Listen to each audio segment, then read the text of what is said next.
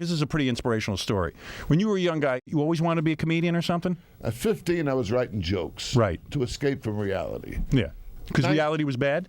Terrible. Were your parents horrible? My father was never home. He was out looking to make other kids. Right. He was a womanizer. Yeah, you weren't enough for him. Yeah, right. That's right. He saw you and said, I have to make more. And my mother brought me up all wrong. She did. That's right. Like, what do you mean by wrong? Seriously. Her values. Really? What were her values? Money. Money, yes, to make money. She wanted me to marry a rich girl and support her. Right. Oh, dear. Yeah, so she always said to you, Rodney, I want you to grow up, marry a rich Her girl. objective was to go marry a rich girl. Right. See? Wow. So that put a lot of pressure on you right away. And you said, what kind of values is this? You should marry someone for I'm love. 14, asking girls, how much money do you have?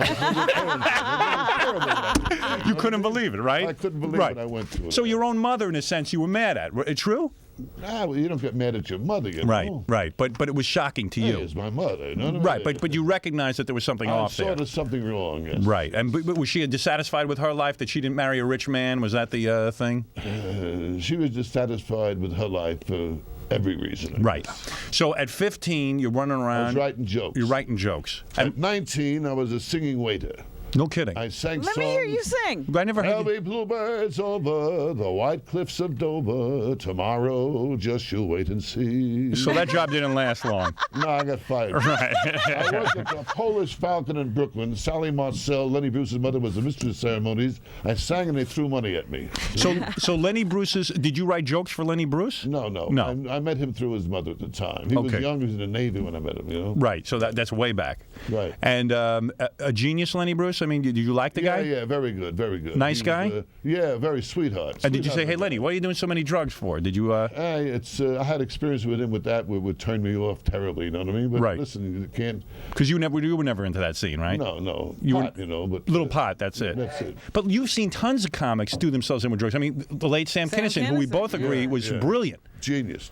But the guy just couldn't get his whole drug use thing under control at all. It's tough, when you're too good, something happens to you, I guess. And it's tough to keep it straight, when you're in show business. Was anything more brilliant than Sam's brief appearance in your film, Back to School? I mean, was anything more brilliant? Absolutely dynamite. I was up to my knees in rice paddies with guns, and then we're going up against Charlie, slugging it out with him, while pussies like you were back here partying, putting headbands on, doing drugs, listening to the goddamn Beatle albums. Hey, Professor, take it easy, will you? That's one of the best scenes on film ever. And all his bits were done. This is sand, all tremendous. He was tremendous. In fact, Rodney was one of the first comics to really give Sam a break. I think that was where I first saw Sam, was on one of his specials. The HBO special. Right. Yeah. Rodney brought him out, which... Had a lot of people in those specials, Yeah, I know. Jerry Seinfeld, Roseanne Barr, Tim Allen, Jeff Foxworthy. He mentioned them all. Yeah, I know. I did about 9 of them and put all these guys on. I'm happy they all made it. Yeah, it was really good. But I know that's the first time I ever heard Sam Kinison, because I happen to think Sam Kinison was one of the most brilliant comics that ever lived. He was. That ever graced this planet, and it's sad to see him gone.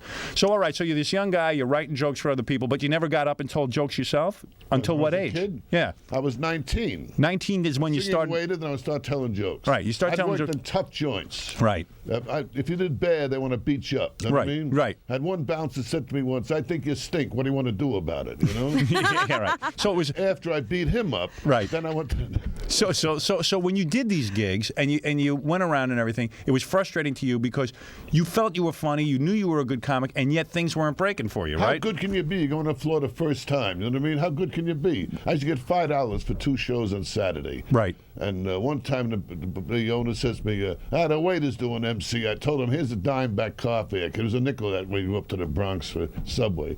And so I said, being a truth thespian, right. I said, well, can I be a waiter for the night? All right, give me 4 tables in the back somewhere.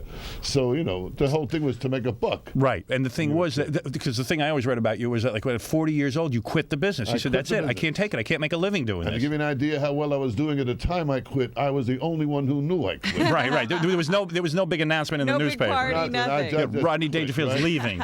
So the thing is that it had to be frustrating to you because inside you believed in yourself. You knew you were funny, and yet the business was being cruel to you. No, I tell you, I didn't know. It was just something. I was immature then. Right. I wasn't mature. I had no image. Right. So I quit it and got married, and I found out making a marriage garage work is tougher to get work in show business. Yeah, right. Made show business look easy. That's right. Right. So you got married, and for a while you were like a salesman and stuff. This is inspirational. What kind of salesman was he? I've always heard that he was I sold aluminum siding, right? Aluminum siding. I painted kidding. houses and stuff like that. Yeah, I mean, and is aluminum siding the ugliest crap in the world, And or how do what? you get people to buy I wouldn't that? say that. No, there were jobs up there. I'm still up there 20 years later. Really? Do you ever go back People and? call me, remember you did my house. Yeah, they don't even care that you're a comic. They just. There's many funny stories I can tell you about that. Where did you sell the aluminum siding? I was in Englewood, New Jersey for 10 years. Could you imagine? I'll tell you something. So I sold people a job. You know, saying that Saturday, Sunday they're watching Ed Sullivan and they see me walk out on Ed Sullivan under a different name. Wow. My name Jack Roy, the real name, sold them siding. Then they see Rodney Dangerfield. So she says to the mechanic, "Is Mr. Royce also in show business?" Yeah. He says, "Yeah, he's just setting aside, you know." Wow. On the side, Ed Sullivan.